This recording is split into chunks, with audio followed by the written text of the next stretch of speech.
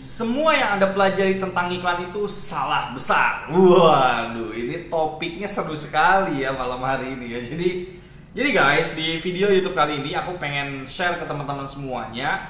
Ternyata hal yang kita pelajarin, hal yang mungkin sebelumnya dan kenapa aku bikin video ini, ternyata banyak orang masih berpikir seperti ini tentang iklan. Ya, makanya supaya judulnya lebih menarik, aku bikin adalah semua yang Anda pelajari tentang iklan itu salah besar. Gitu ya. Nah teman-teman, jadi gini, kita mungkin berpikirnya bahwa ketika kita ngiklan, mungkin ada yang beli 1-2, lalu kita cek budget iklannya, kita rugi, kita boncos, kita kok nggak nutup profitnya, gitu ya. Dan kita berpikirnya bahwa itu adalah sebuah kerugian, ya. Padahal itu adalah bisa jadi sebuah keuntungan, bahkan bisa jadi iklan kita itu bagus, ya. Jadi ada satu topik yang menarik sekali tentang iklan, terutama yang dimana sebenarnya kita salah berpikir sebenarnya di situ. Jadi kita mikirnya salah, ya. Jadi kita mikirnya salah dan sebenarnya ini mikir yang benar gitu. Jadi sebenarnya topik di video kali ini adalah ini loh pola berpikir yang benar kalau kita ngiklan. Itu pola berpikir yang benar kayak gini, bukan kayak gini, gitu ya. Kita ambil contoh, ya kita ambil contoh. Misal, ya aku ngiklan, ya misalnya aku ngiklan, misalnya let's say produknya adalah apa ya, yang bisnisnya misalnya orang itu bisa beli bolak-balik, misalnya skincare, ya. Misalnya aku iklan skincare yang dimana harganya ya 99.000 misalnya. Oke.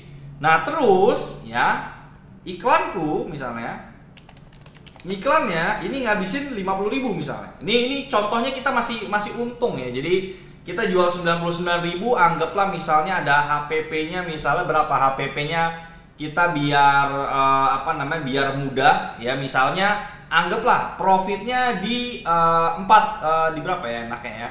Yang kalau kita bisa ngelihat ini masih ada untungnya. Jadi misalnya 99.000, kita kulang 50.000, berarti kan sisa 50.000 tuh, ya kan? Anggaplah HPP-nya ya 10.000 lah biar gampang. Jadi kita punya profit di sini 40.000. Ya, anggap aja kayak gini ya, ini contoh doang. Nah, mungkin kita akan berpikir bahwa aduh, iklanku jelek banget, gitu ya. Waduh, CPR iklanku mahal banget. Ya, yang udah iklan tahu nih, CPR-nya 50.000 per pembelian misalnya. Kita berpikir ini mahal banget, sehingga biasanya kita berpikir untuk nurunin CPR ini terus-terusan, gitu kan. Nah, sebenarnya ya, yang beli skincare ini kan satu orang di sini. Ya, yang dimana sebenarnya pola berpikir yang benar ketika kita ngiklan adalah kita mesti berpikir, kita mesti paham ini orang itu menjadi customer kita. Orang ini mesti kita urus. Orang ini akan memberikan value yang banyak ke kita ke depannya. Contoh, ketika dia pakai skincare, let's say lah dia habis dalam 1 bulan. Ya, maka si satu orang ini kita sebut aja misalnya namanya si Fulan misalnya. Maka Fulan bulan depan dia akan transaksi lagi. Bulan kedua. Ya. Ya. Fulan bulan 1. Benar gak? Nah, ketika teman-teman melihat seperti ini, coba sampai sini udah paham belum maksud aku? Jadi kita mesti berpikir bahwa sebenarnya yang perlu kita tingkatin kalau kita mau ngiklan supaya nggak boncos adalah value daripada customernya kita. Dan kita mesti memang menyiapkan produk-produk upselling kita. Kebayang sampai sini? Jadi ketika kalian melihat, oh si Fulan transaksi di kita 99.000 nih, tapi iklan kita mahal 50.000, CPR kita 50.000 per pembelian, profit kita cuma 40.000, tetapi bulan depan si Fulan transaksi lagi ke kita di angka yang sama, yaitu dia beli skincare lagi. Nah, di sini udah free money namanya. Ini udah duit yang kita dapetin dan kita nggak perlu ngiklan. Terus kita bayangin si Fulan lanjut lagi, ya, Fulan bulan ketiga transaksi lagi dia, ya, 99.000, ya. Sehingga kalau kita lihat sebenarnya CPR-nya atau ngiklan 50.000 itu mendatangkan 300.000 dalam waktu 3 bulan. Ini kalau angkanya 99.000. Oke, kebayang sampai sini ya. Jadi intinya adalah teman-teman, kita mesti memikirkan produk upselling apa yang bisa kita kasih ke customer kita. Kalau teman-teman kemarin ada yang nonton, ya kenapa aku kepikiran untuk bikin konten ini? Kemarin kita baru aja bikin webinar sama Mas Angga. Nah, Mas Angga tuh nge-share tentang ini gitu. Jadi nggak ada alasan pokoknya kamu nggak punya upsell di produkmu gitu. Itu ada caranya gitu. Ya, kalau skincare kan ini banyak banget. Ya, jadi intinya entah orang itu kena upselling or orang itu repeat order, dan kalian mesti hitung loh. Fulan di bulan kedua ini nggak pakai iklan, Fulan di bulan ketiga ini nggak pakai iklan. Yang dimana ngiklan cuma di awal doang 50.000. Kebayang sampai sini? Jadi pola berpikir ngiklan supaya kita nggak boncos-boncos mulu, kita nggak khawatir sama biaya iklan, kita mesti pikirin upselling apa yang terjadi dengan customer kita. Nah, kalau kita udah pikir seperti ini, otomatis kita nggak khawatir dengan budget ads kita yang terlalu gede. Karena kita tahu, oh bulan depan dia akan beli, oh 2 minggu lagi saya akan upsell ini, oh sekian saya akan ini gitu. Atau bisa dibilang adalah kita tingkatin value customer kita. Misalnya dia transaksi ke kita 99.000, target kita per satu orang adalah mesti dia beli sesuatu di kita nilainya 1 juta misalnya. Gitu ya. Jadi per akuisisi lah, cuman aku nggak pakai bahasa yang susah gitu ya. Jadi kebayang sampai sini teman-teman. Nah, ini bayangin kalau 1 doang. Kalau kalian punya 2, maka bulan depan akan dapat 200.000 nggak pakai ads. Bulan ketiga nggak pakai ads, dan seterusnya. Gitu ya. Sebagai contoh lagi, kita pakai contoh yang kedua misalnya. Misalnya ya, ini kelas tahsin, kelas ngaji misalnya. Nah, ini kelas ngaji ini ya, kita contohin misalnya. Karena ini real case. Ya, jadi kemarin adekku itu dia bikin kelas ngaji lah. Dia bikin kelas ngaji segala macem. Dia itu ngiklannya 100.000 per hari, 100.000 per hari. Ya, ngiklan 100.000 per hari. Dia bisa dapat 2 customer, ya. 2 murid belajar ngaji, harga 99.000 juga, ya. Jadi omset dia 200.000 lah, 200.000, profitnya 100.000, ya. Nah ini real cash banget, ini real cash. Kalau yang skincare kita cuman ngawang-ngawang, tapi ini yang real cash.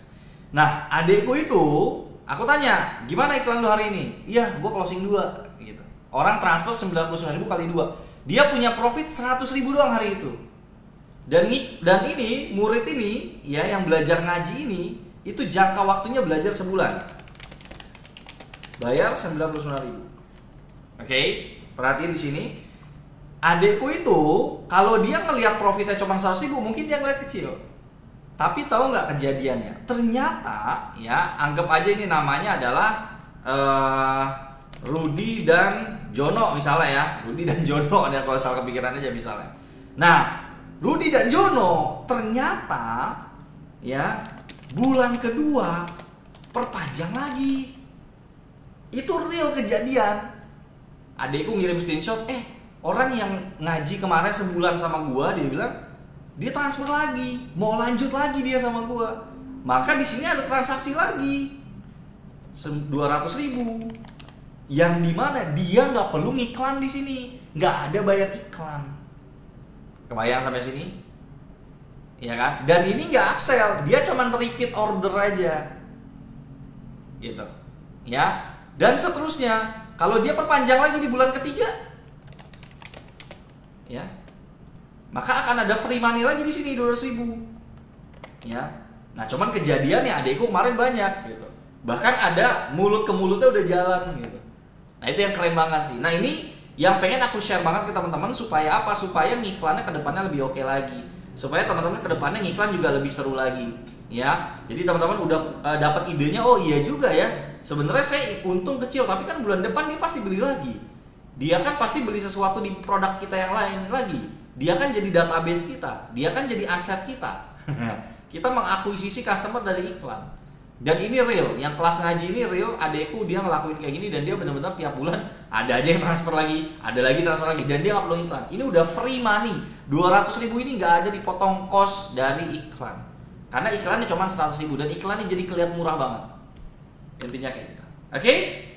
Semoga video kali ini membuka wawasan teman-teman semuanya. Jadi pemikiran kita yang sebelumnya mesti kita buang, bahwa iklan itu closing dikit, profit dikit, tapi kita mesti mikirin upsell-nya apa. Ke depan akan ada transaksi apa, Customernya mesti kita rawat seperti apa supaya dia mau beli sesuatu lagi di tempat lain kita. Misalnya dia beli produk satu, gimana cara dia bisa beli produk yang kedua, produk yang ketiga, dan seterusnya. Intinya perbanyak satu customer itu transaksi ke kita. Ya, bayang sampai sini.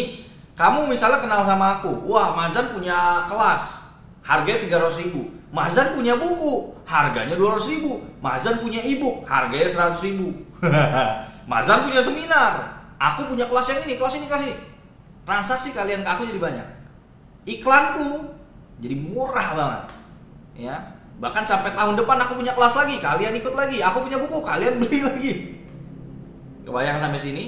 Ya, jadi itu yang mesti teman-teman lakuin sehingga teman-teman gak ngerasa iklannya mahal dan buang pikiran ya yang salah-salah sebelumnya, tapi mulai berpikir kayak gini, apa upsellnya, apa yang bisa dijual dan kawan-kawan. Oke, sip, mungkin itu aja video kali ini. Semoga membuka wawasan teman-teman ya, semoga bermanfaat dan silakan dipraktekkan apa yang udah aku share. Kalau ada yang pengen ditanya, silakan tulis di kolom komen. Thank you guys.